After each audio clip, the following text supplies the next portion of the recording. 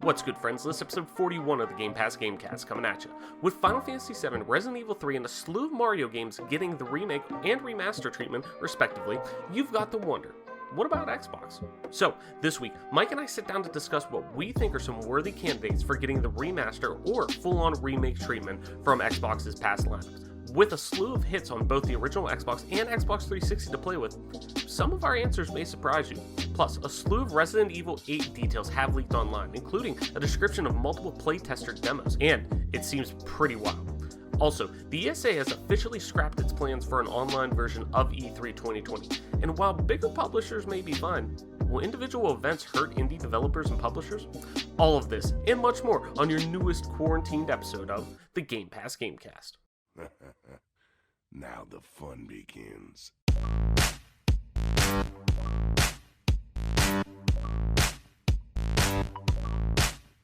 Budget.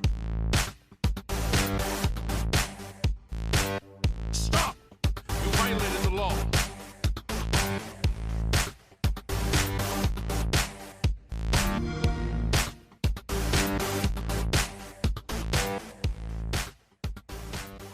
Welcome back to another episode of the Game Pass Gamecast, your weekly go-to podcast for all things Xbox, Xbox Game Pass, and PC gaming news, including news, rumors, and conversations around them damn good video games. Because guess what? They're fucking cool. You could also catch new episodes of the show each and every Friday morning when they drop on YouTube, Apple Podcasts, Google Podcasts, Spotify, SoundCloud, and all other major podcast services. So be sure to subscribe to us wherever you get a podcast, and follow us on Twitter at GPGC Podcast. Stay up to date with everything regarding the show, video games like our dope giveaways and whatnot. Joining me today, my partner in crime, Mike Peapack. Mike, what's good, what's going on, and what have you been playing? How are you dealing with the quarantine life still? We're on week 3 of the show that's now a quarantine show. Like, what's been scratching the itch with while you've been quarantined playing a lot of video games?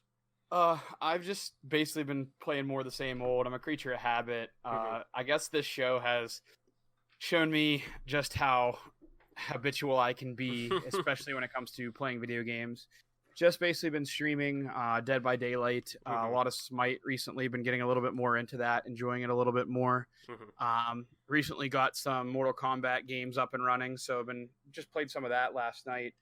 But other than that, nothing too new or crazy. I think it's more of like, I have limitations with my current setup as far as how good my computer actually is. So I think it's more of a situation of like, if I had a better computer, I would probably branch out more. But while I have limited resources, I pretty much just stick to my guns, if you will. Yeah. So that's pretty much where we're at with that.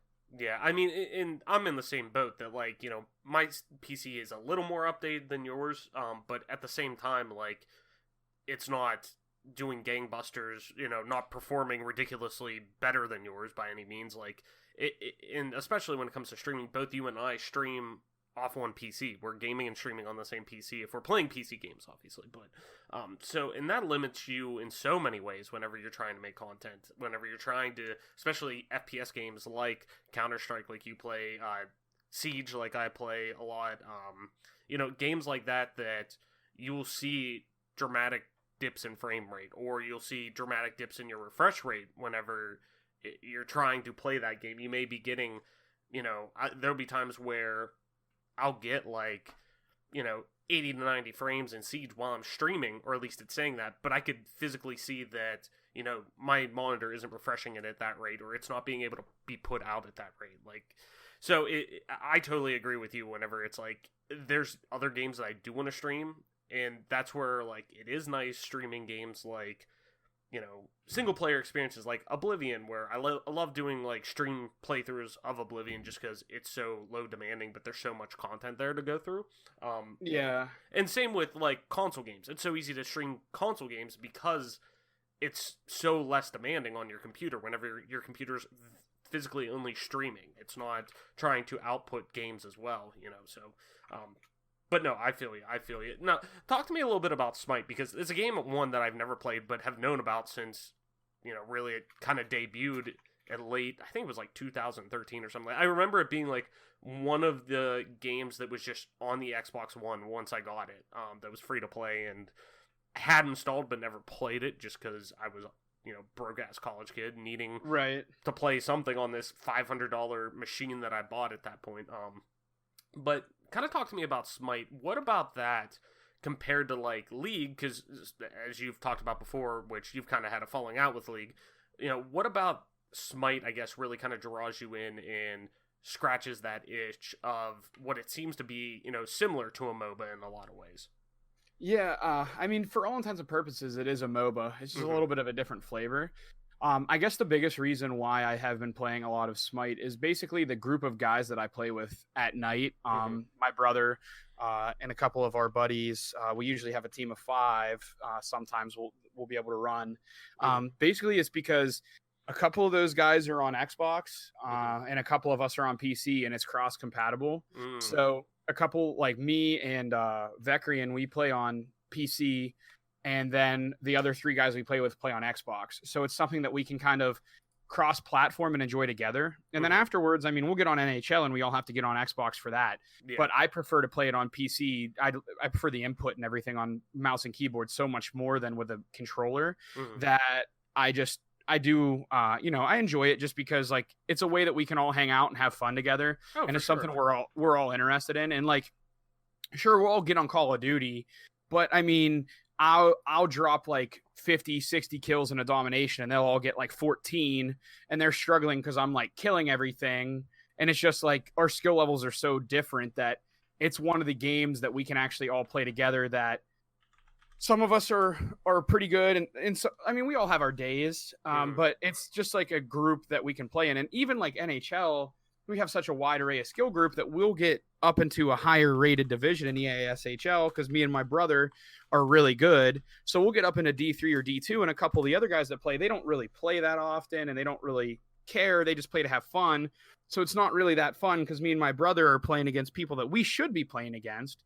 But then the other guys are playing against guys that are really good. So it's kind of weird. But Smite does a really good job at kind of balancing that. And while the player base is a little low, I guess you could consider it low for a video game. I mean, it still has a lot of concurrent players, but compared to other games, it is relatively niche or much lower. Sometimes we'll smash in 5 stacks because usually they try to team up like a 5 stack against another 5 stack. Sometimes we'll smash and sometimes we'll get smashed. So it does seem like that balance is a little difficult, but overall, it's just something that we all play together and we all just genuinely enjoy it playing it together. You know what I mean? Oh yeah, definitely. And it seems like it's one of those games that does best in that, especially, and there are pro circuits for Smite. I know the Pittsburgh Knights are big in Smite. Yeah, they have like they have one of like the super teams, if you will. Like they just kind of went out and hired the best guns at every position they could get. You know what I mean? And they're trying to make that work. So Smite Pro League was just going this past weekend. I know they had a little bit of a growing pain with the whole everything moving to online situation because they usually do try to play it on LAN.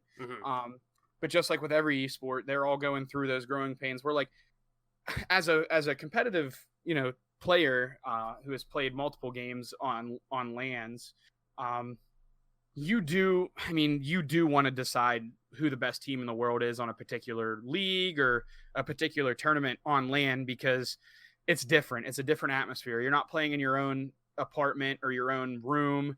You're out in the element. You can hear the other team all of a sudden instead of being in your own TeamSpeak or Discord. Now you can hear the other team shouting at you.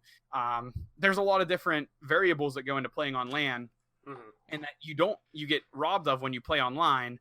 But I mean, it's the best of what we have to work with. And all things considered, all these leagues seem to be performing maybe a little bit better with the whole Corona thing because there's more people at home ready to watch. And hell yeah, man. Their numbers are beginning to swell a little bit, but with the Valorant streams that are going on and everything, I got 6 of them up right now trying to get that code, baby.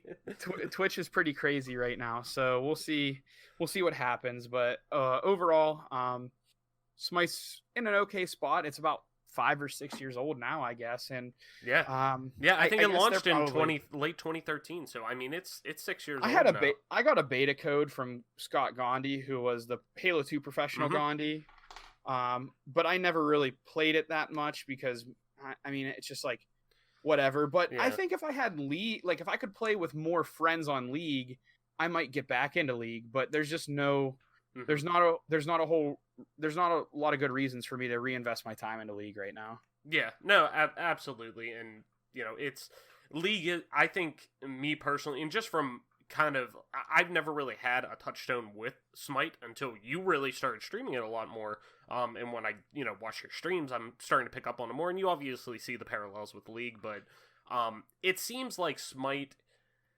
is presented in a way that's much more, I don't want to say casual, but it's much more pick up and play, and the way it's presented in terms of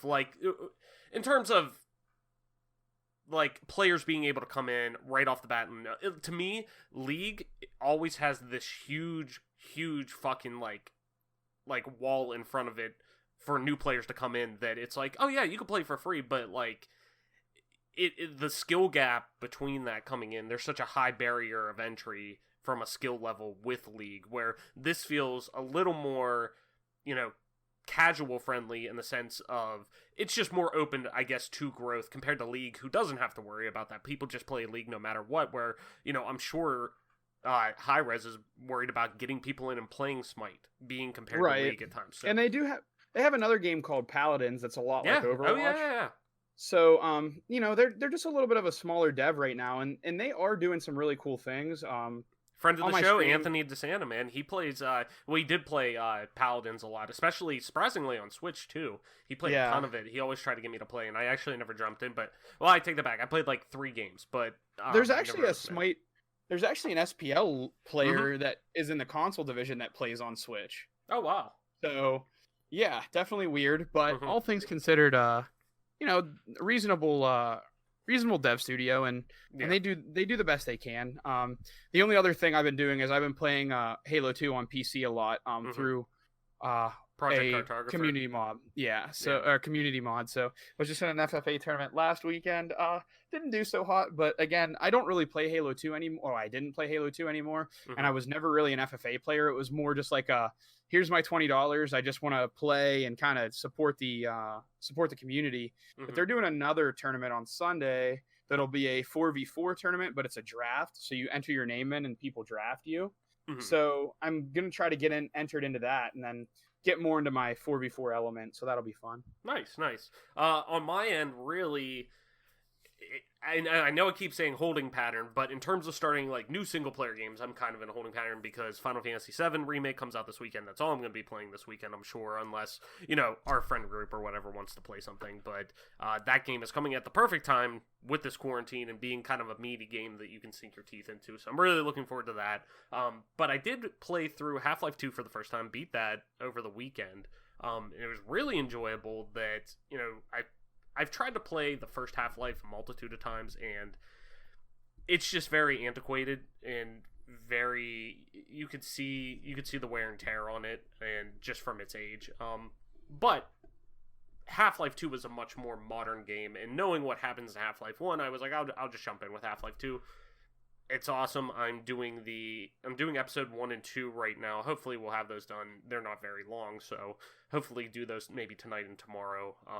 And kind of get through those. But outside of that, just playing World War Z with you guys still. On top of that, playing some Siege again. I would like to get back into playing a little Counter-Strike, just because watching all these Valorant streams have had me itching to play something like that again. So I kind of want to get back into Counter-Strike, but definitely want to...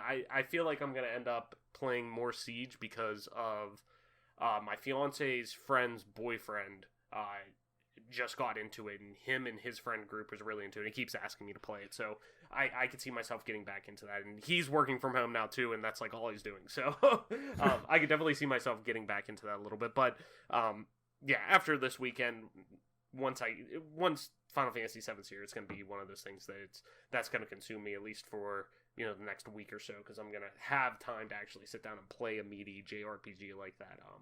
But with all these, kind of us seeing the delays pop up with The Last of Us Part 2 getting delayed last week, now it's kind of opening that those gates a little bit, that I'm gonna have more time to sink my teeth into, games as a service, Counter-Strike, Rainbow Six Siege, Overwatch, like these games that I kind of want to lean into a little bit more and get back to playing them on PC. I'm gonna be able to do that with a lot of the bigger games being pushed back. But like I said, this is an Xbox show, and that's what you're listening to. But Mike, let's get into the news of this week so we can talk about a little Xbox. And we're kicking it off with some new rumors that are arising about Resident Evil 8 and some possible leak about the demo and the details that are in that. So this comes from Rourke Keegan over on Rely on Horror.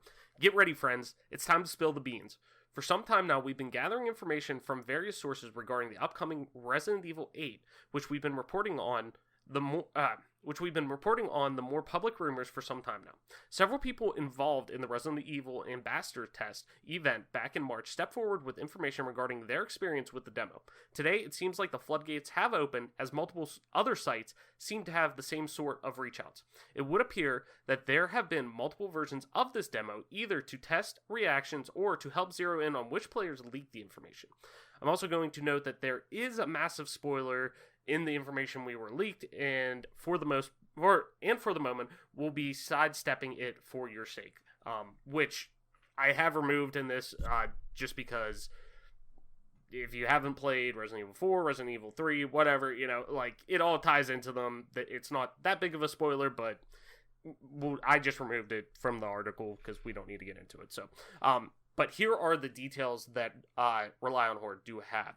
Resident Evil 8 is working under the title Village Resident Evil, although some reports have that title revised. The VILL part of the title is, of course, RE7 into Roman numerals VIII for 8, kind of like they had in RE7. The opening of the game will be quote-unquote shocking for long-term fans and involves Chris Redfield. Different demos appear to have different Chris models, some saying he simply looked like an older version of the RE7 Chris, others saying he was completely overhauled. Some tests involved Mia Winters being pregnant, others involved a child already having been born.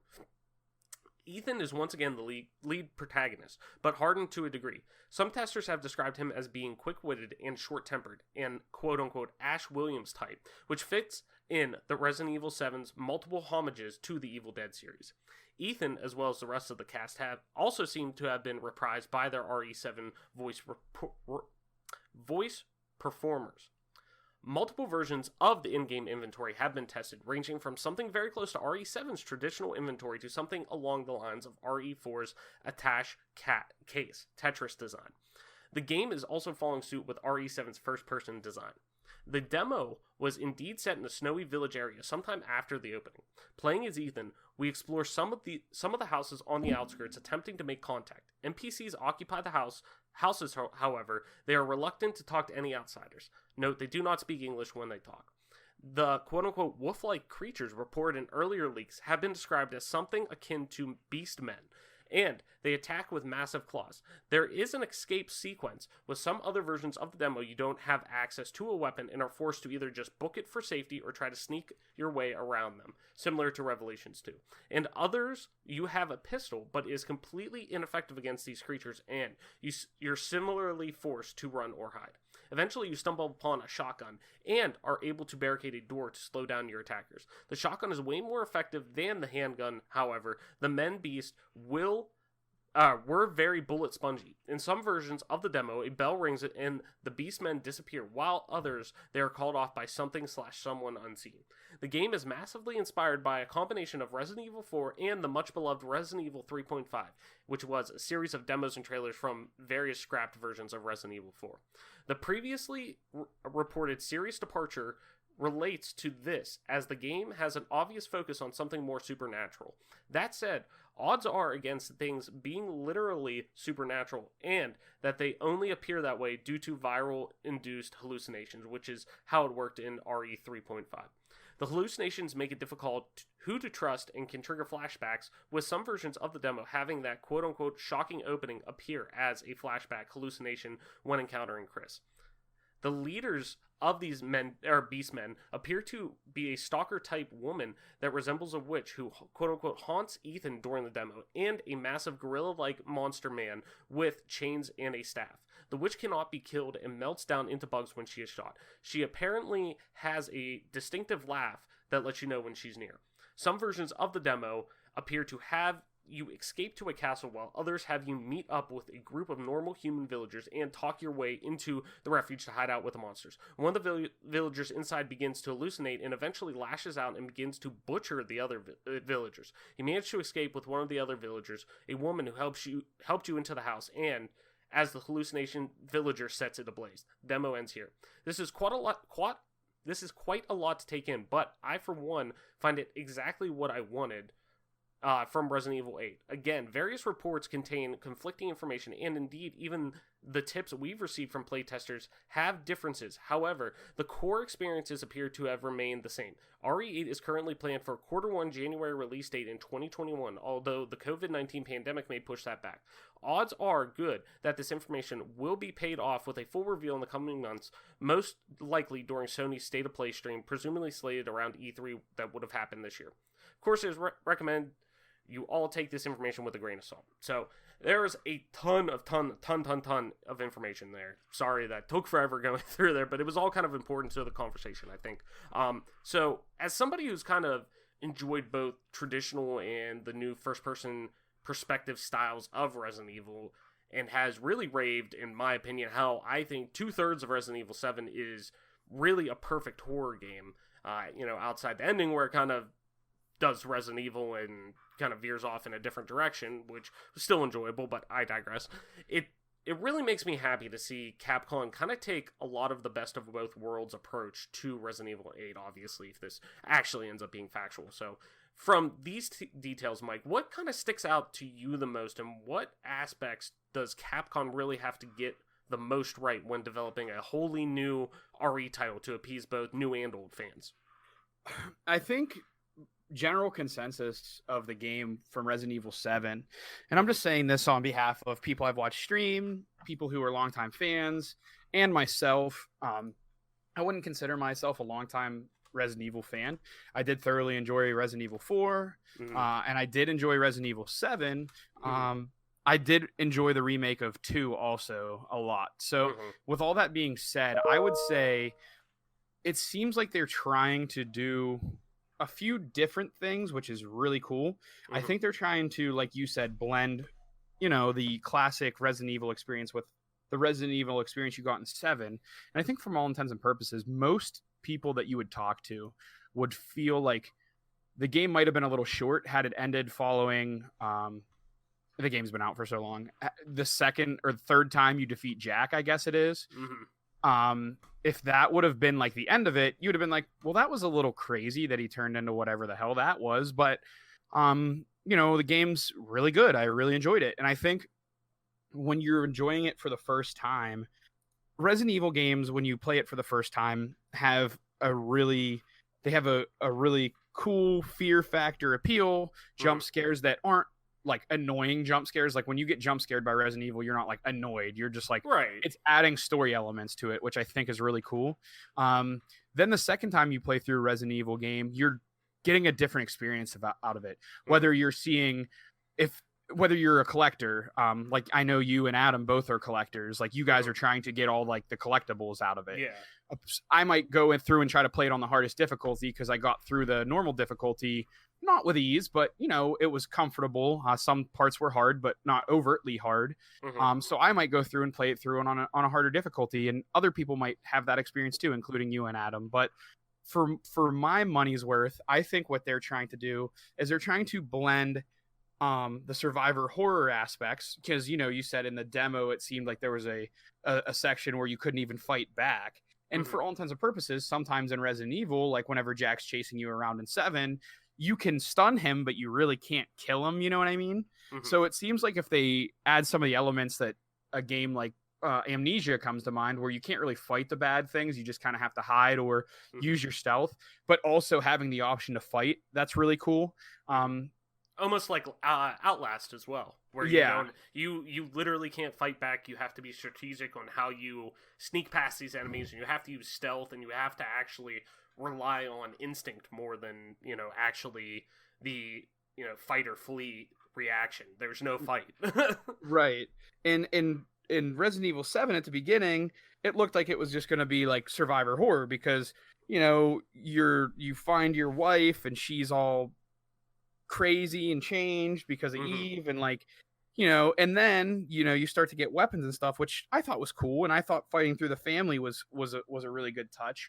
But all thing, you know, like I said, I thought that Resident Evil 7 was a pretty wide success. I think it struck all the right chords for a lot of people. I think, like I said, I think the ending was something that a lot of people could have envisioned going differently. So I think that they are doing their best to kind of recreate the experience you got in 7. There's a lot of good things that you need to bring back from 7, but I think that Capcom's trying to be realistic and realize that there are other things that they could capitalize on and or improve, because, you know, no game's perfect. You can always make improvements. So I think that's their main aim, is to improve on what they built on 7. And I think going back to Ethan is great. I think using a singular linear hero, kind of like they did it earlier in Resident Evils, how, you know, you had Leon in 4, and in 3 you had Chris Redfield. I think like kind of using someone like Ethan to kind of carry the torch a little bit longer. I don't think anyone felt like they were done with Ethan's story from 7. I felt like we all felt like there was more to be had there.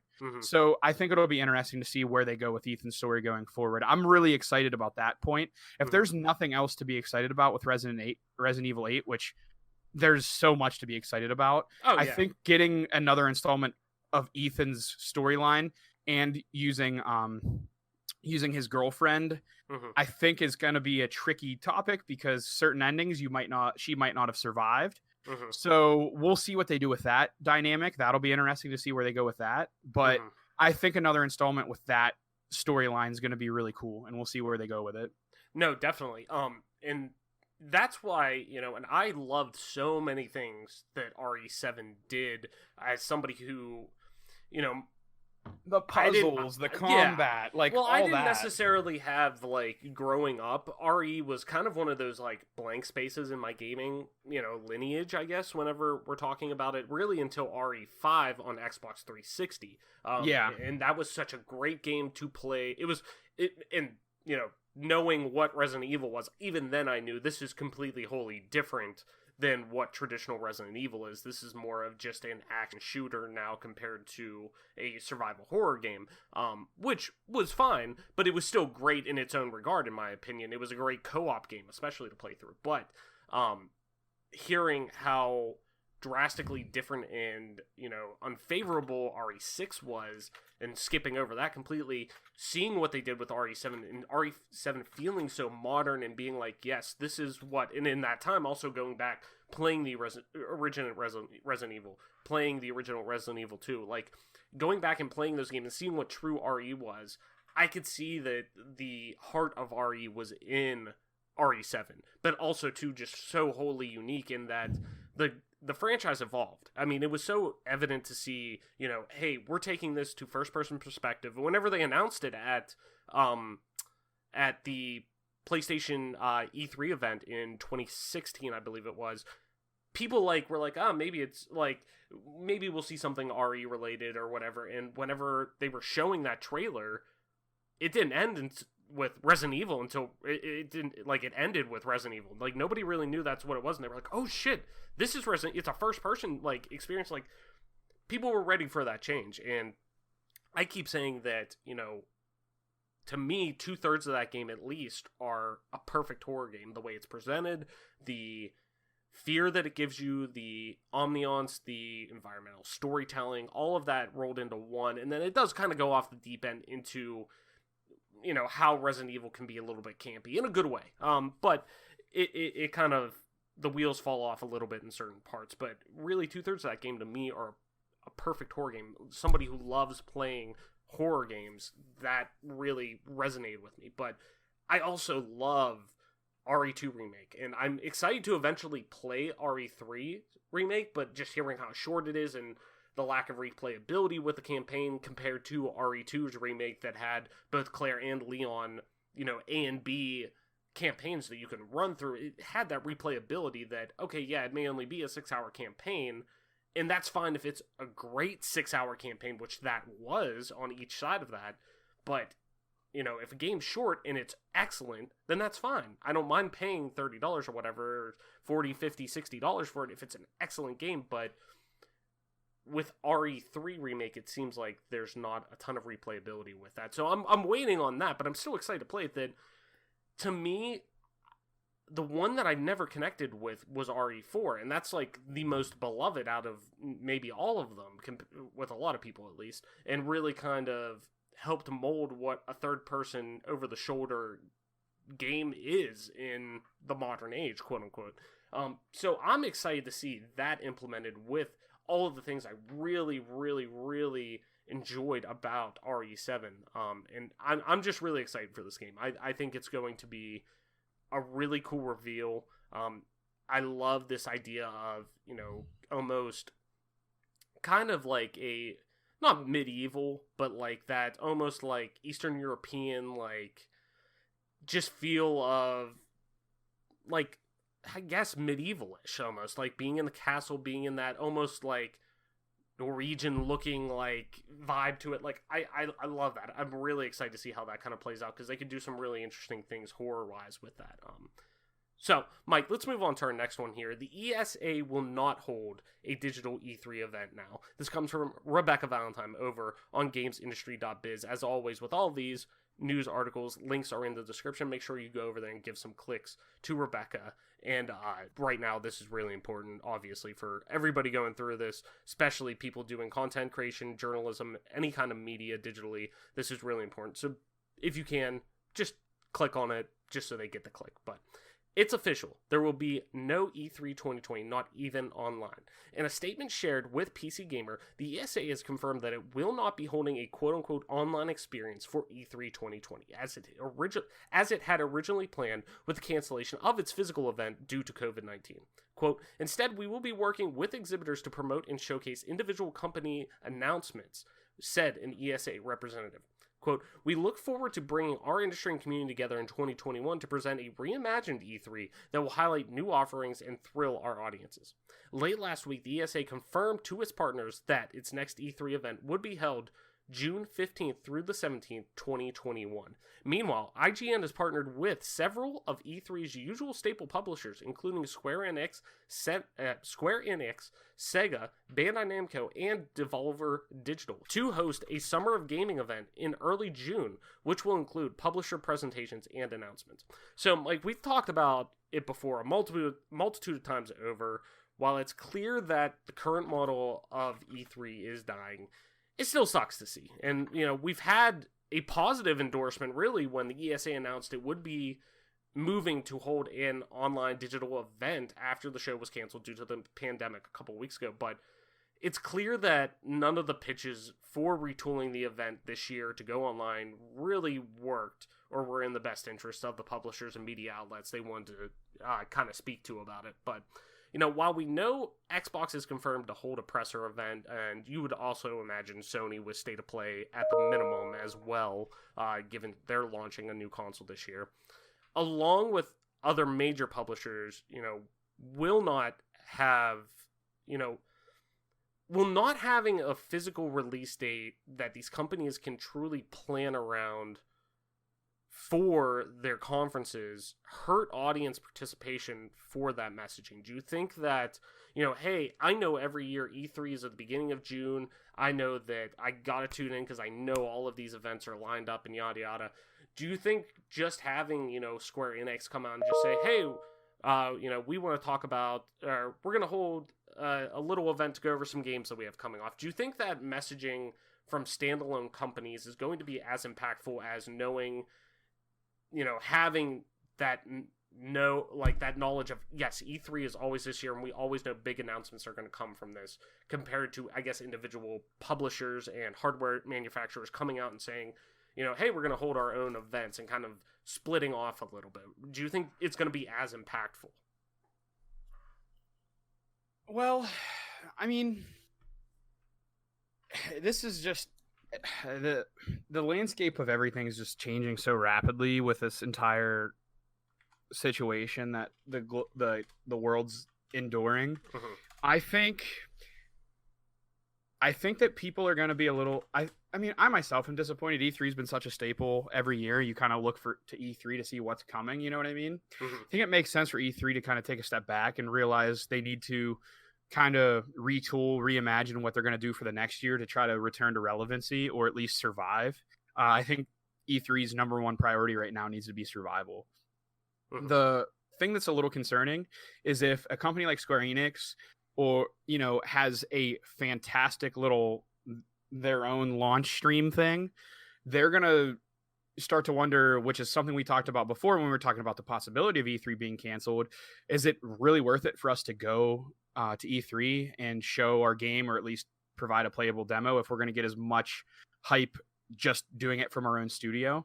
I think there's a thing to be said about going to E3, meeting with your fans, meeting with gamers, and kind of introducing gamers to your new game. I think someone that creates, I guess you can consider this art every week, you're excited to see how people are going to receive, you know, your form or your opinions on your art that you're sharing, right? Oh my god, yeah. I mean, gaming is, and I'll let you continue in a second, but just to hammer home, like, anything that's involved with content creation, anything that's involved with digital design, anything that's involved with making something, in my opinion, is art. Especially if it's something that is made to invoke an emotion, which all games do, whether it's, you know, in Call of Duty, if you're just playing and, you know, you're getting a kill, you're getting a cap, you're getting whatever, that's invoking, like, yes, I'm doing something right, and yes, I'm achieving something. That's still invoking an emotion of, you know, happiness and whatnot.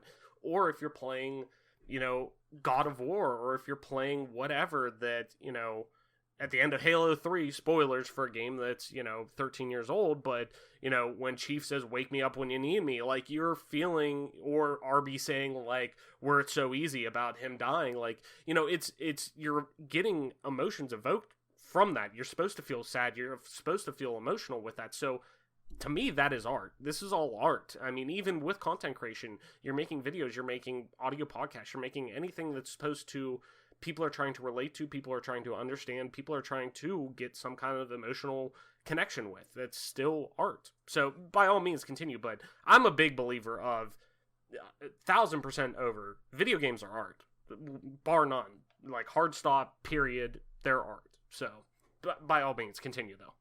Yeah, so I think there's a certain part of everybody that wants to see the immediate reaction of someone's face, or, you know, when Master Chief's little piano you know, keys played and the entire crowd goes nuts for 343 when they're showing Infinite. I think that there's a certain part of everyone in the creative process that needs that. It's almost like a kick in the ass, or lighting a fire under your team's ass, or your ass, like seeing how well people are receiving this. You realize, like, oh my gosh, like, we need to do something special with this because people are already excited for it.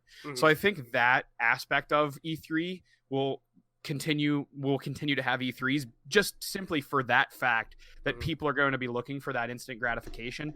However, if Square Enix and Sega and Namco, if they have these fantastic individual shows, and it's creating the exact same type of hype and they're getting all these internet hits, then maybe you start to wonder, like, will these companies really continue to go to E3? So I think I'll end my debate or opinion on the section with maybe just a message of, like, exciting that E3 is going to take the time to maybe rebrand, not even rebrand, but kind of repurpose and figure out what their purpose is in the shifting landscape. However, it is concerning that, like, something like that, we already thought E3 was on one of its last legs.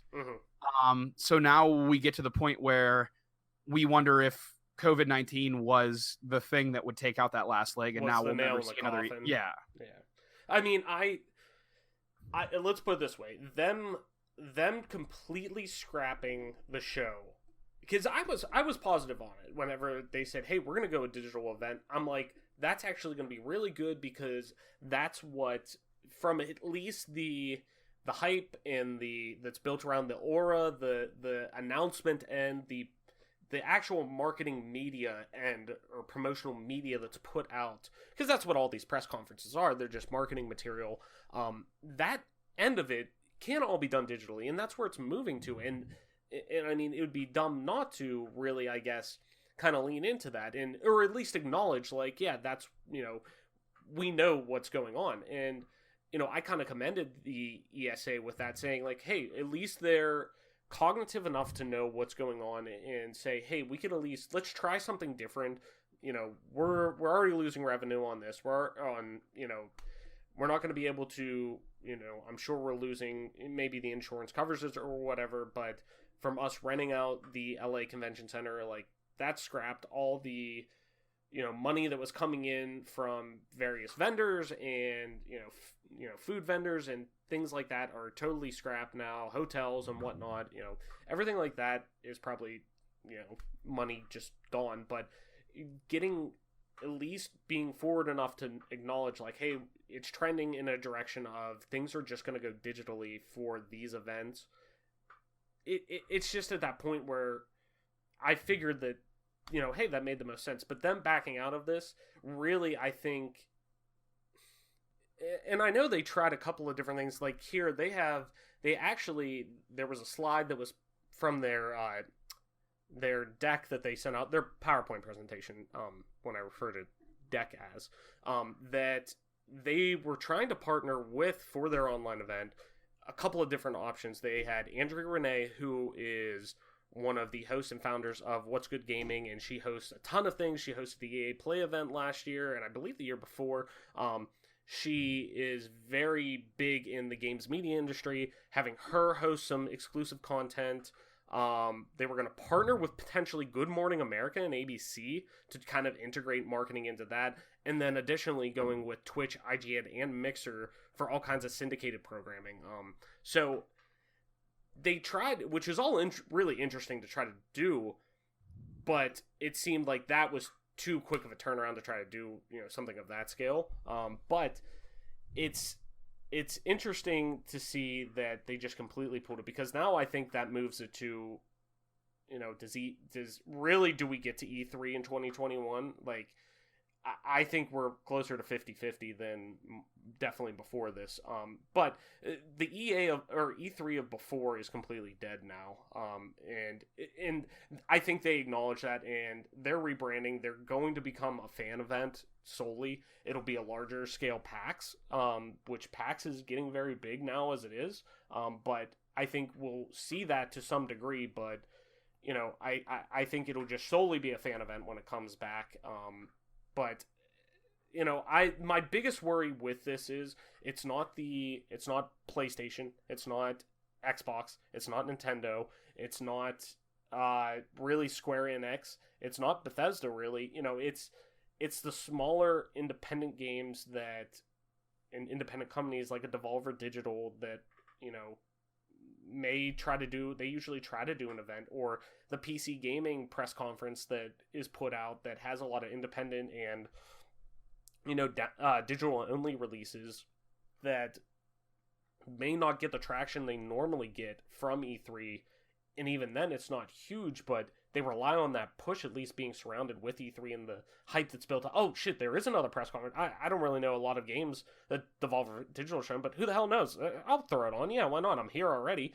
So it's those that I worry about. I'm not worried about the big guns who have, unlimited marketing funds for the most part. So it'll be interesting.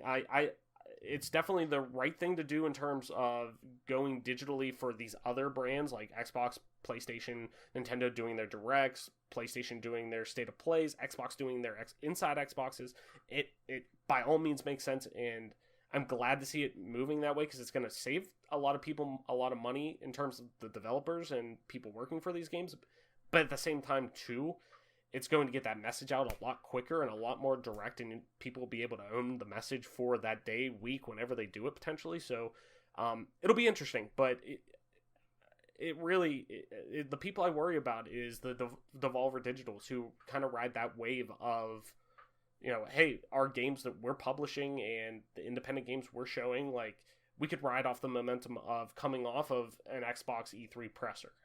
So it'll be interesting, to say the least, of how it goes. So, last one here, Mike, before we move into our big topic. Just wanted to kind of talk about Obsidian's survival game, Grounded. They got a early access release date, and it's coming in July. This comes from Joe Screbbles over on IGN. Grounded, the survival adventure game from Obsidian, will enter Xbox Game Preview and Steam Early Access on July 28th. Announced during today's Inside Xbox broadcast, the game will be available as part of the Xbox Game Pass Ultimate subscription. Grounded is a survival game with a Honey, I Shrunk the Kids setup. You and up to three other players play as teenagers shrunken to less than the size of ants. You'll need to harvest materials and craft weapons and defenses while fighting off waves of marauding bugs. Its primary difference from other survival games is its ilk that it will weave an evolving story into the game as you play.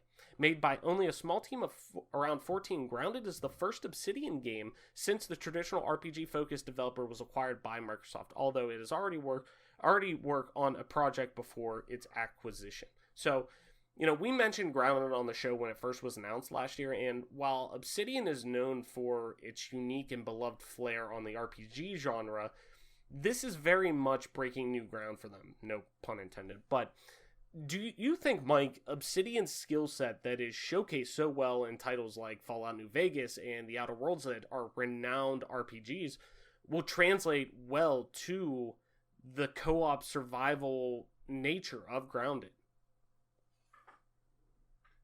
I think that the game... I'm excited for it just because Obsidian has done great work in the past, and it seems like it's taking elements from Rust and Minecraft and kind of blending it in to create a story-driven experience that it's definitely a market in that genre. You call it survival adventure, I guess. That's the genre we're going with it. I think that that's definitely a little market area that hasn't been explored yet, and I'm excited for it to be Obsidian because they've done such great work before.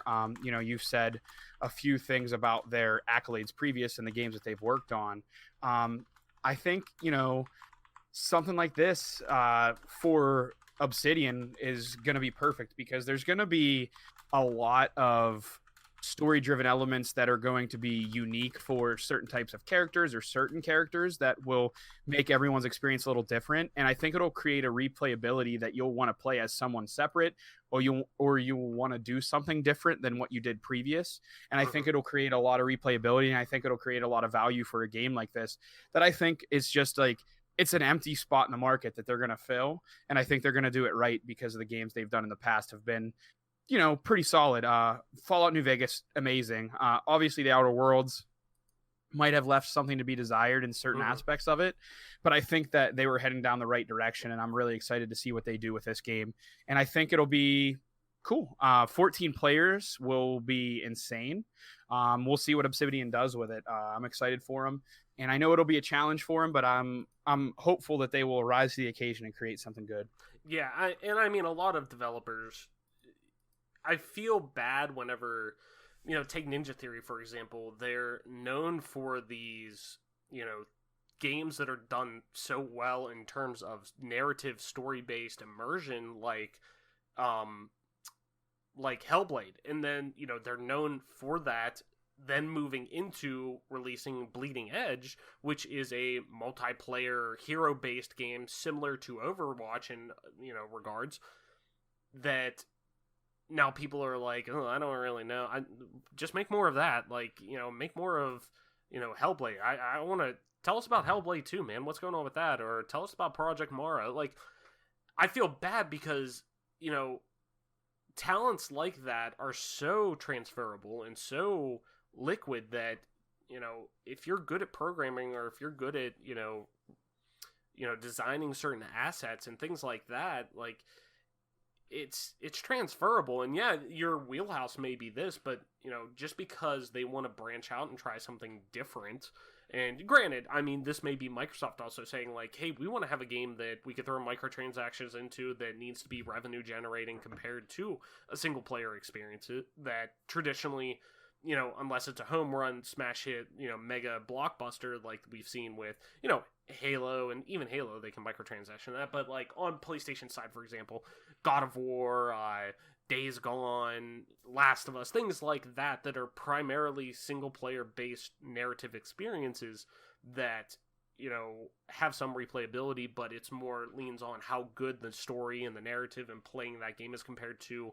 oh, I got weekly challenges to come back to and things like that. And, you know, this is my game that keeps evolving. You know, Microsoft may have said, hey, we need you to have that to lean on. But it does make me feel bad a little bit because Obsidian is so talented and are so great with their narrative approach and so great with their writing with these games that seeing they put out a new trailer for Grounded yesterday on the Inside Xbox that talked about, like, you could pick up and tell just from the writing alone and the dialogue that this is an Obsidian game. It's witty, it's funny, it's punny, you know, it was very much an Obsidian game, and they know how to polish comparative to, you know, Fallout 3 and Fallout 4. New Vegas to me was the most polished out of the bunch, so for sure, you know, it's really interesting to see how this is going to be received. I'm going to try it out just because I want to support Obsidian, and I like Obsidian. It may not be my cup of tea when I play it, but I'd like to at least support them because they're so talented. And that I think people are going to kind of box them into a certain narrative of what they're good at and what they're not, when people need to just relax and try games at their leisure. I've been wanting to try Bleeding Edge and haven't got a chance to jump into it, but you know, I've been playing other things, but I want to, just for the fact that I know Ninja Theory fucking kicks ass, and they're incredibly talented, and they just want to try something new, and I'm on board with that stuff. So, Mike, let's head into our big topic this week, and it kind of piggybacks a little bit off of last week, but I want to get into it. So, you know, I was talking earlier, right now, remakes and remasters are really large, and like I was saying, I was talking earlier about, I'm like many other gamers, I'm absolutely hyped and ecstatic for the release of Final Fantasy VII Remake this weekend. If you're listening to this now, it's, you know, out at this point. We're recording on Wednesday, so you're probably at least listening to it Friday, and if you're wondering if I'm playing it, the answer is yes, but it's 5 a.m. Yeah, I'm probably still fucking playing it because we're quarantined, and I'm ready to fucking play this game. I'm really excited.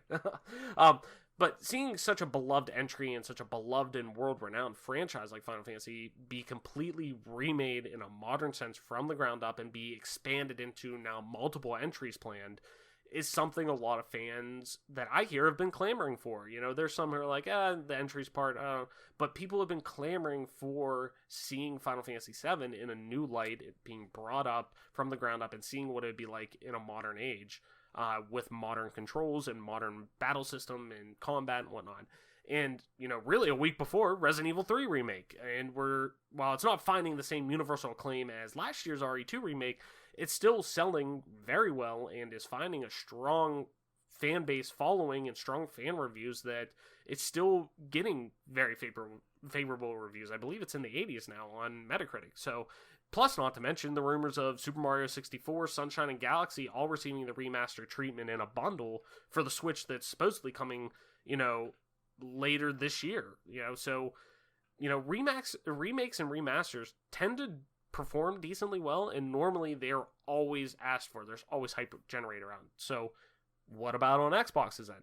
So, kind of like I was saying, building off of last week's conversation about franchise we want to see make a return on the Series X, I want to talk about franchises and specific entries in those franchises that have a home on the Xbox family of consoles. Don't need to be necessarily exclusive, but I'd like to see exclusives and whatnot. But, you know, that deserve a remaster or even the full-on remake treatment. And, you know, to clarify, remaster is just, you know, updating some textures, same skeleton of the game for the most part, but bringing that into the modern age with new lighting and new textures for the most part, putting a nice, you know, polish of paint on it and making it run a little bit better.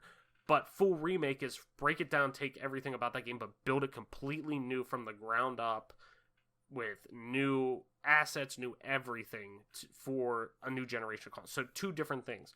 So today I kind of want to talk about that. I want to get one from each generation of Xbox. Should they be remastered or completely remade, and why? So, Mike, why don't you start off with the original Xbox and give me one game that you would like to see either remade, remastered, which of those, and why? So, if you've listened to multiple episodes of this show, you might have a inkling of what you think I would go with here. And I'll probably actually need to give explanation of why I won't go with that game. Okay. But basically, the game I'm going to go with for original Xbox, Mhm. just because some of the Xbox exclusives for the original Xbox might be a little bit dated, or the games that should have been remade have already been remade. Mhm. A game like Halo 1 would come to mind that they already did Right, a it's already done. yeah. The game that I would like to see maybe not a complete and total overhaul, remastered would be cool with some light changes to some of the gameplay, Mhm. but by and large, just keeping it pretty much true to form, just updating the graphics and fixing some of the bugs. I would go with Elder Scrolls Morrowind 3. Hell And I know yeah. some people are going to say, well, that's not technically an Xbox exclusive. Well, you're right. It was on PC, but it was on Xbox, the original Xbox only. It wasn't on PlayStation. Yeah, it was a console So, exclusive. yep. So, with that being said, I would go with Elder Scrolls 3 Morrowind. Reason being is I think it is probably the best RPG game in the Elder Scrolls family. Mhm. I think if you're talking about pure RPG elements and everything, it is the best. If you're talking about gameplay, other things, I think there's arguments to be made for Oblivion, clearly. But I would say Morrowind, one of the biggest reasons why people don't play it is because it's dated. Not only are the graphics dated, some of the gameplay features are dated, and I mean, it has no voice acting. Mhm. So there's light voice acting, a few voice actors, but by and large, you have to read the whole time, which to someone like me isn't the biggest deal. But Yeah. other people might not enjoy that. Other people might want voice acting in their games, which is totally understandable. And So I think if you I just kind of chiming in because I have this on my list as well of one of the games on the original Xbox that I would love to see remade. And the first thing being absolutely is the voice acting. Just for the fact that you look at modern RPGs now, there's almost none that have only scrolling text or only voice acting. It's usually for traditional RPGs, which I throw Morrowind in as a traditional pen and paper almost RPG, just presented in a first person fashion or third person if you want to over the shoulder, but in a first person open world presentation of it, I guess. sure, But voice acting would be number one because and even just playing, and I'm like you, I don't mind reading that stuff. I like going in and looking at, little nods that you see within books that you find in the Elder Scrolls. I mean, we were even laughing the other day about a meme about the lusty Argonian that, like, it's funny if you actually go in and read those books that you find in Elder Scrolls games. They're ridiculously funny. Even like exploring in Oblivion, going in down to where you see the troll that drowned under the bridge and he has the note there. And if you wouldn't actually go in and read the note, there's no voice acting with it. Like, you just open it up and it's like troll being like, troll sad, troll jump off bridge or whatever. Like, that stuff you wouldn't go in if you don't go in and physically read it. Even playing Doom a couple of weeks ago, Doom Eternal, like, none of their codex that are under there that tell the backstory about the main protagonist or antagonists and things like that, and the backstory of the Doom Slayer and how it all kind of connects. Like, it's not voice acted. It's all just, you have to go in and just physically read it, which I don't mind, but I see a lot of people saying that's a fault. And even playing, like, jumping into Morrowind, like, maybe 6 months ago, just to see how it ran on Xbox Series X and stuff like that, or Xbox One X, I'm sorry. I'm like, oh man, I forgot this doesn't have voice acting. Fuck. Like, and going through, and that doesn't bug me, but it sticks out like a sore thumb. So, not to interrupt you, but I just want to throw that was the first thing that came to mind with me for that game. no, that's totally fine. But yeah, I mean, there's not a whole lot much more I need to elaborate on it. I think everyone that has ever played Morrowind would enjoy to play it again with updated graphics. Mm-hmm. We've said many times on this show, me and Adam have shared this sentiment that neither of us really give a shit about graphics. Like, graphics aren't what attract us to a game, but they're like a caveat. They're nice. Mm-hmm. So I don't think anyone would really be disappointed to play the new graphics, or at least having the option to play new or old graphics. Mm-hmm.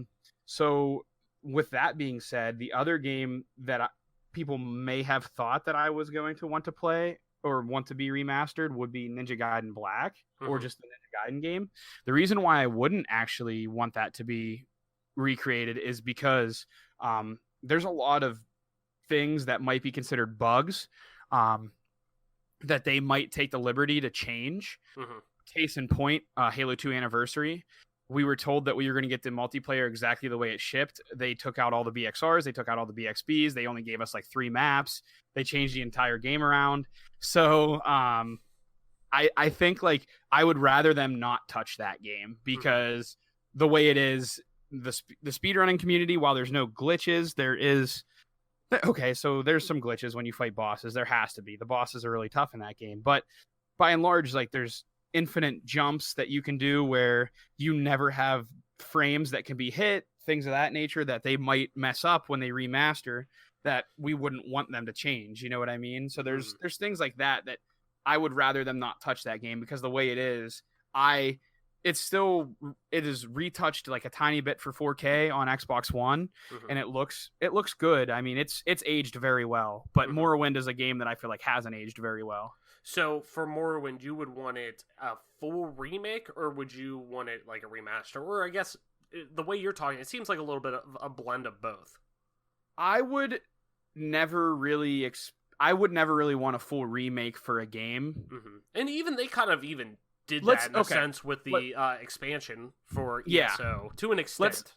Let's talk about it this way. I would do a complete remaster, like a retouch of everything. So if that constitutes the definition of a remake, sure. I would just fix some of the bugs. I wouldn't really add too much. I would just fix some of the bugs and retouch pretty much all the graphics and add voice acting. That might be considered a complete remake for some people. Not for me. I consider that a remaster. A game that would be an Xbox original console exclusive, that I would do a total remake of is like Roller Coaster Tycoon. So it was a console exclusive for Xbox. If they completely remade that game with new graphics and new features and everything, I think everyone would enjoy it. So that would be like my remake, if you will, and then Elder Scrolls would be my remaster. Yeah, and you know, like I was saying, it's definitely. I don't think I would want a full remake of Morrowind either. Just almost for the same regard that you were saying with Ninja Gaiden. That for me, I would think of more or less for.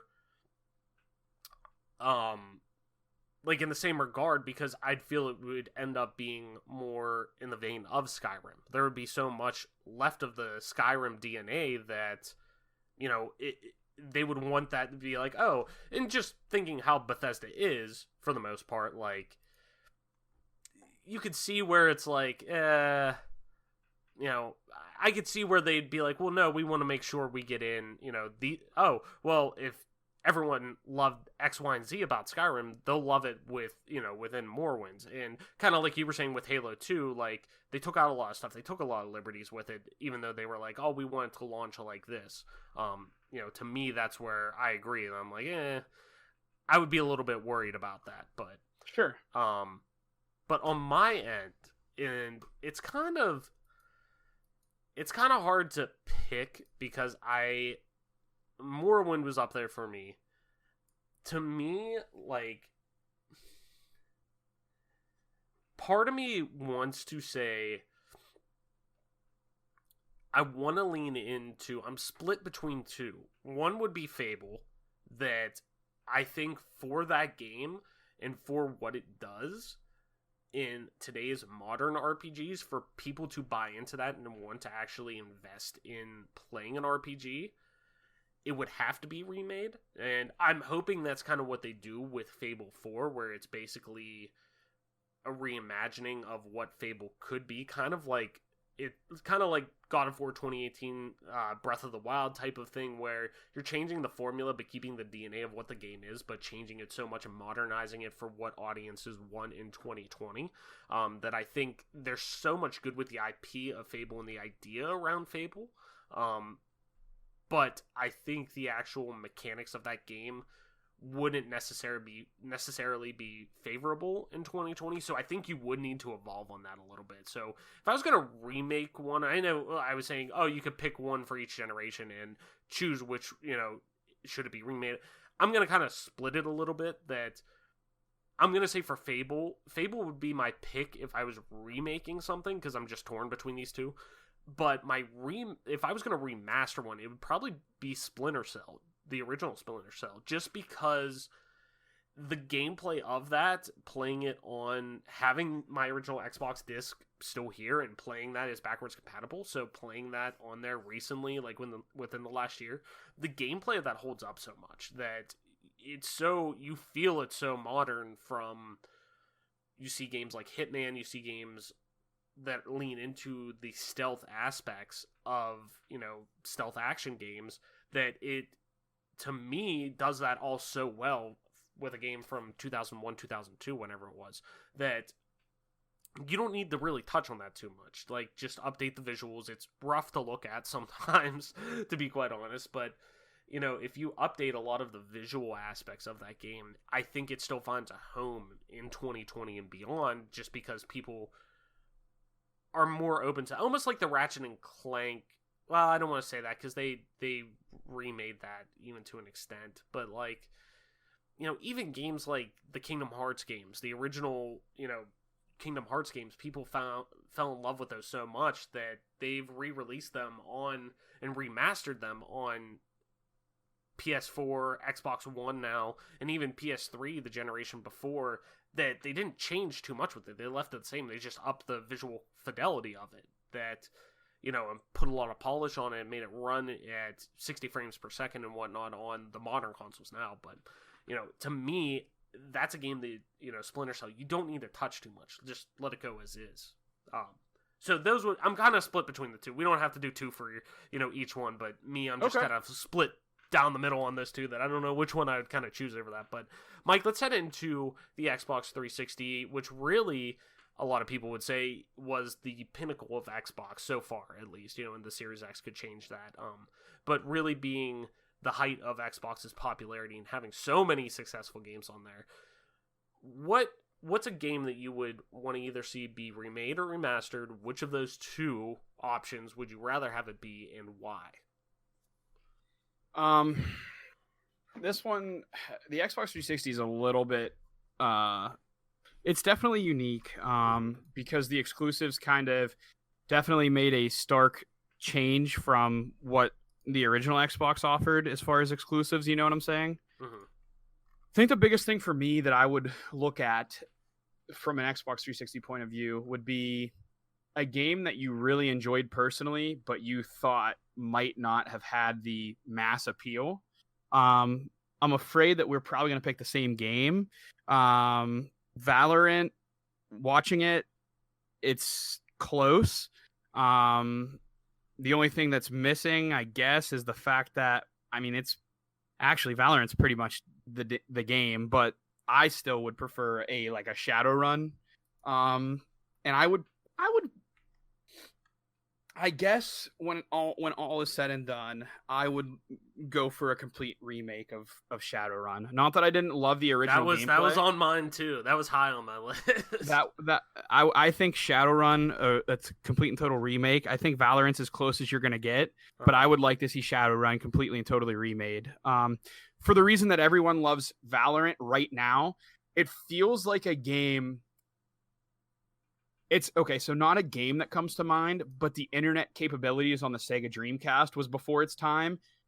Shadowrun feels like the game that was before its time. Like, it missed the mark because the market wasn't looking for that game. Now, if it was released today instead of Valorant, with new graphics and everything, I think it would be wildly successful, just like you see Valorant. Mm-hmm. No, but let me digress a little bit and let me back off that statement. I think now this is completely and totally my opinion, and if you don't share it or if you haven't thought about it, you will think about it and you will actually probably have to side with me. Mm-hmm. The reason why Valorant is so popular is because Riot is the developer and how much money they dump into League of Legends. Period. Oh my god. Esports wise. The only reason why Valorant is so popular is people think it's the next cash cow esport wise. So, with that being said, would Shadowrun have that type of support? Probably not. but the gameplay would be there. That's a lot like Valorant. Well, Now Valorant, if you just to kind of not counterpoint you, but just to kind of throw in there though too, if being a Microsoft owned property right now, that version, the FPS version of Shadowrun, being a Microsoft owned property, Microsoft, I would imagine, is also very on par. You know, it's safe bet saying if they wanted to dump cash into an esport, say they brought that out and say, you know, we want to get a foothold in esports, you know, and Halo is great and it's, you know, it is really our bread and butter for across all audiences, but Valorant is obviously the first true game I've seen in a long time that is being marketed as literally a competitive FPS and nothing else. Outside of even Counter-Strike to a degree, with the modding community, and really Counter-Strike being at first and foremost a mod of Half-Life at the beginning, but being on its own literally now, still leaning into the modding community and that degree, Valorant is being, you know, pushed as, hey, this is a competitive FPS. There's no in between, there's no anything. This is a competitive tactical FPS, bar none. That's it. That if Microsoft wanted to lean into that, they would have the cash at that end to do that as well. Oh, sure. Yeah. I just think that was the only point I wanted to make. I think the question then becomes, which developer or which company do you have more faith in to develop a good game? And right now, depending on what studio you'd give it to with Microsoft, I don't think there'd be a whole lot of confidence there. And for good reason. If you gave it to 343, what are you expecting? Like Halo 5, don't get me wrong. Halo 5 as a game, pretty solid if it's not called Halo. But with it being called Halo, there were so many old fans like me that were mad with what was created. Like, just don't call it Halo. Call it our space shooty thing. But don't disservice the whole thing by calling it Halo. Right. And so I think that the quality of dev, like, now me and Riot have had our differences and we still will have our differences. I just think that Riot as a dev studio, whether or not you think that they balance their games properly, and I don't think they really do, but as far as like just bugs and just lifespan, League of Legends relatively low on the bugs. There's not a whole lot of bugs. Maybe with their client there's bugs, but gameplay wise there's not a whole lot of bugginess to it. No. Another feature that Riot offers that's really interesting is, like, I don't know about Valorant because I haven't gotten it. Once, if I were to ever get Valorant, I would probably be able to put it to the test. But League of Legends runs on a potato. And looking at Valorant, I don't think it's going to be too graphically demanding either. I think you're going to get plenty of FPS. Well, no, they were saying that was one of the big marketing pushes with it, was this is a game that will be able to run on up to 10-year-old hardware at decent frame, like playable, like not like completely like you'll be able to physically play this, like, and enjoy it. Now, is that, I think both of us would agree, to the casual gamer, even though you play games casually, you are not a casual gamer. So what I would say is, no, if you're listening to this podcast, really in general, you're at the enthusiast level of gaming, where you're investing your extra cash into gaming, having a nice PC, or buying a ton of games for a console. You're probably doing that. There's games that I won't even play simply because it doesn't give me the performance I want. And it's because of my computer. It's not because of their game. Now, there's games that are poorly optimized and whatnot. And we can have that discussion at another time if we ever have that discussion. But my hardware is what's limiting me. I admit that. I'm looking into completely overhauling and buying a completely new computer, and that's happening very soon. Like, I'm talking, like, might even get off the pod tonight and put it on my credit card and just completely build a new PC because I just want one. I'm sick of being held back. Now, like, we both know from having yours is a lot less budget than it used to be, but I would still consider yours somewhat. It's pretty budget friendly. It's not.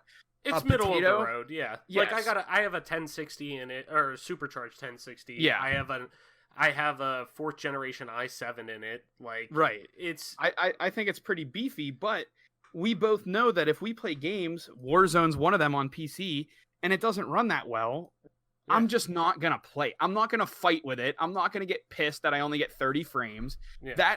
That part of my life, like when I was 9 and 10 and used to play Counter-Strike 1.6 on my piece of shit computer, that I would get low frames and my guy could only hold the gun left-handed because I didn't have a dedicated graphics card to hold it right-handed. Mhm. Like I did that when I was younger because I was paid. I wanted to play it that bad. Yeah. But I'm to the point where like if I just can't run it, I just can't. Like there's games I would love to stream that I just can't do it because I'm held back by the hardware. Like I said, that's changing. I'm about to get a 2080 and run NVENC encoding and it's gonna be sweet. But like as of right now, that's where we're at. And I think both of us can agree with Valorant. If you can run it on a potato and it performs really well, that's something that a lot of game devs, I just don't know if they're gonna have I think you have to have a pretty big set of nuts to have the art style that Valorant has, and it's still like you be like 100% confident, like, you know, that's going to be enough. You know what I'm saying?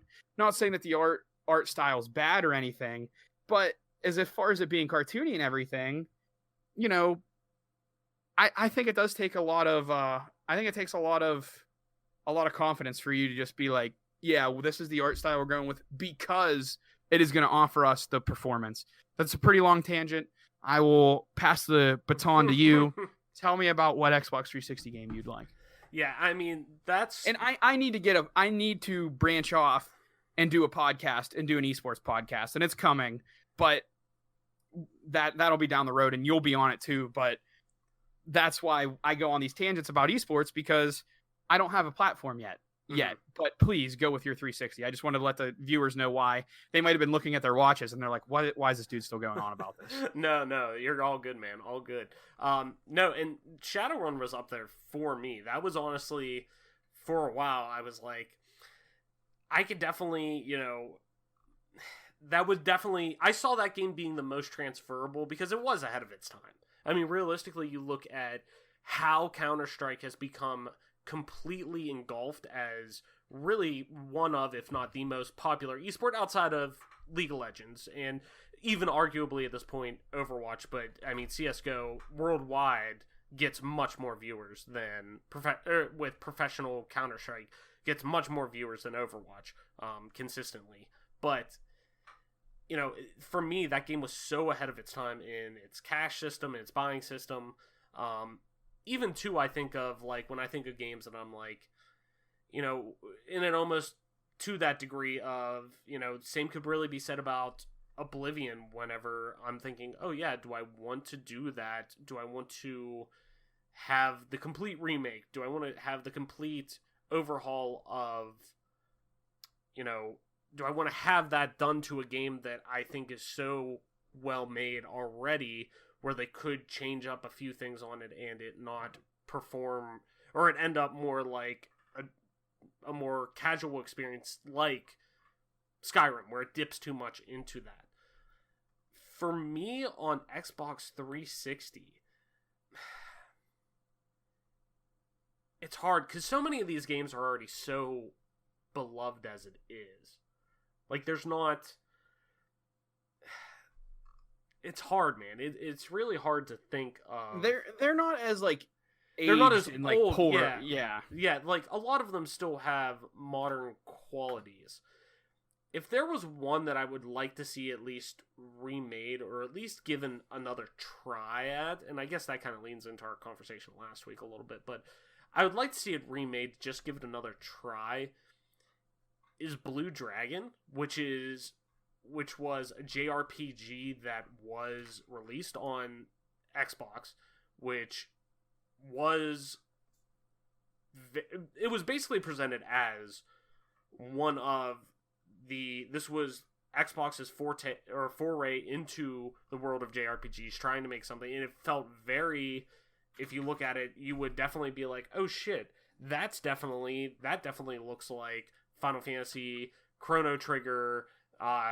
It had the feature artist Toriyama. That's who it is, Toriyama-san, who was the creator of Dragon Ball, who was the creator of Dragon Quest. Like, the art style of that and the illustrator of that, like, that art style was very evident that connects with so many people now. but traditionally on PlayStation. And this was whenever Xbox was wanting to branch out and try to get into Japanese homes. That didn't pay off. And the Xbox 360 and the Xbox One, even worse, sold very poorly in Japan. I would like to see that, and it reviewed pretty decently if I remember correctly. I remember enjoying my time with it, but knowing that it wasn't, well, if I want to play a JRPG in this style, I can just go play Dragon Quest. I can just go do that, have that access to it right now that I can just go do that. And especially, I believe 8 was out at that point. I remember playing that heavily on my PS2. Because that came out a little bit, I think that was out into the 360 and PS3's life cycle, I believe. Because I think I was playing that like 8th grade. I don't know, I digress. But I'd like to see more JRPGs come. And we're already starting to see that with with the next generation of consoles that are coming out. And seeing what Phil Spencer's pushing for and going over and getting into more Japanese developers saying like, hey, we want to have a home for you on Xbox. We want to have this place that you can come into.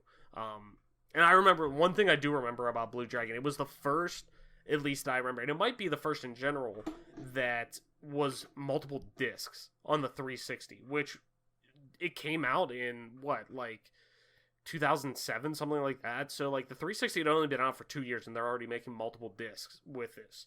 So I remember that being kind of wild. But I'd like to see them do that because I thought they had a good idea there, and I'd like to see them probably just remake that, but still in that world, because I remember enjoying my time with that and having them. I believe there was a party system with it. I think there were like 4 or 5 characters within it that you controlled. Like, it was a really cool concept that I'd like to see them kind of at least give another try with. But at the same time too, like, then again, I'm thinking of other games that are on there that wouldn't necessarily, I just like to see, and it's probably because I replayed it recently, but you know what, since we can't necessarily do the Xbox One, I guess, really, you know what I mean? For games that we want to see remade or whatever, like, it's the current gen, we can't remake them type of thing. I'm going to give 2. Blue Dragons 1, I would, on top of that, though, because I know that clearly they're not one to touch it anytime soon, because it's another franchise that people have been asking for. Dead Space. I would love to see a new Dead Space. And now that studio's gone, I believe it's Visceral who did that. Let me grab my Dead Space copy here. Yes, Visceral. I was gonna say, I thought it was Visceral. That's a good thing about having physical copies on hand, huh? Right. Yeah, and I don't have a ton of like Xbox 360 and original Xbox games. Like, I have like a bucket somewhere that has like all my own like sports games and shit like that I don't play, but like I do have a handful that are like on deck with like mixed in with my like modern games that are backwards compatible that I could throw in my Xbox now if I ever want to play them, and that's one of them. I have Dead Space 1 and 2 right there ready to go, but Dead Space 1 is really, it reminds me so much of The Evil Within and that style of Resident Evil game almost, where they're expansive and there is backtracking, but at the same time, especially within The Evil Within, it's very linear in the sense that you can go through these expansive areas, but you're going through chapters and whatnot, and you're traveling across this train that's getting you through the space station to get the power back on and try to get you out of there while you're dealing with these like these alienoid creatures that are attacking you, and they're like parasitical and stuff like that. But it, to me, was so laid the groundwork for so many survival horror games that needed that like staple of, yes, survival horror can survive, no pun intended, moving forward into the next generation of gaming, where you're seeing more first-person horror experiences pop up. Like towards the end of the generation, you're seeing more games like Outlast, like Amnesia, and things like that pop up that are taking this first-person perspective. But Dead Space saying like, no, you could still do survival horror without doing first-person jump scares all the time. You could do it with immersion. You could do it with narrative story or environmental storytelling within these buildings, within these, disgustingly dank and eerie corridors that you go through, knowing that there's some big bastard right around the corner. You could see it, but fuck, I only have 2 shots left in my gun that can cut him, and I have to hit him like very precisely to get through him. If not, he's one hit killing me. So like, it's that nervousness that you get from playing games like that. That I love both sides of it. I love the way that first-person horror games are presented, and I love the way third-person horror games are presented, but they're 2 wholly different experiences you get out of it traditionally.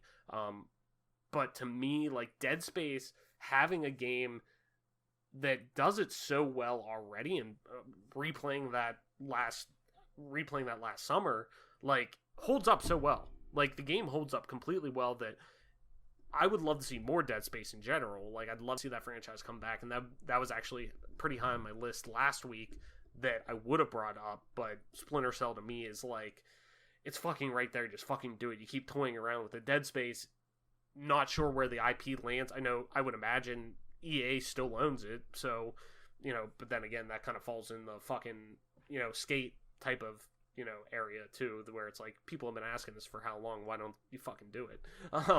But to me, it's just, it doesn't need tooled too much. That I would love to see them put out a remaster of this, or put out a remaster of the trilogy and say, hey, here's Dead Space, you've been asking for it, here it runs at, 1080 60 or 4K 60 on, if you have the half generational step up in the Xbox Series X, PlayStation 4 Pro, or, even on the new hardware that comes out if it's backwards compatible, just to see, like, hey, to hopefully be that, like, hey, if people buy this, let's make more Dead Space type of thing. We keep hearing you want it, now put your money where your mouth is type of thing. And I'd even be cool with that, and usually I'm not. Like, if you see people asking for it, just fucking put it out. Like, but if people are doing that and they're trying to test dip the toe in the water, I think Dead Space does survival horror so well in the third-person perspective that I'll take it no matter what.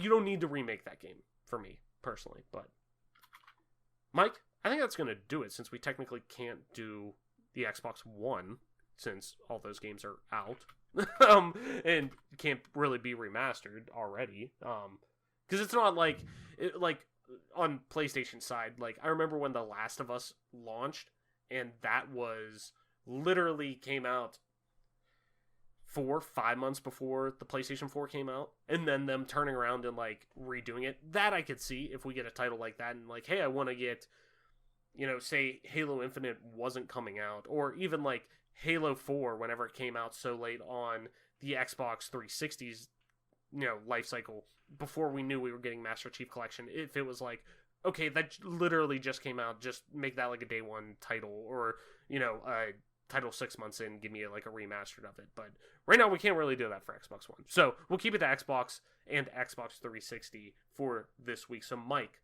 I think that's going to do it for our show this week. Why don't you tell people where they can find you at, talk about games that they want to see remastered or remade from previous generations on coming Xboxes, or just about video games in general. Yeah, you can find me on Twitter at TOYSXLDIER. That's Toy Soldier with an X and as the second O. And also on Twitch at MP_Toy Soldier. I've been streaming a lot more lately. My schedule is evolving. I am changing it a little bit, but I'm pretty sure when you listen to this Friday, I will have announced that I think I'm doing my 12-hour stream on Sunday for hitting 10 subscribers. So I think I will stream for 12 hours starting at about noon on Sunday. And then till midnight-ish on Sunday. So I'll try to do a 12-hour stream right there to just thank everybody that's been supporting me, and for 10 subscribers. And then our next goal will be 25. And once I hit that, we'll do another one.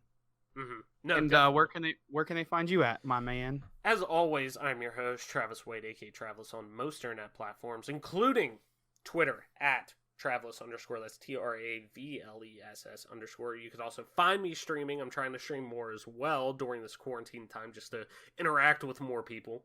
You can find me streaming from time to time over on twitch.tv/Travelus_, same as Twitter.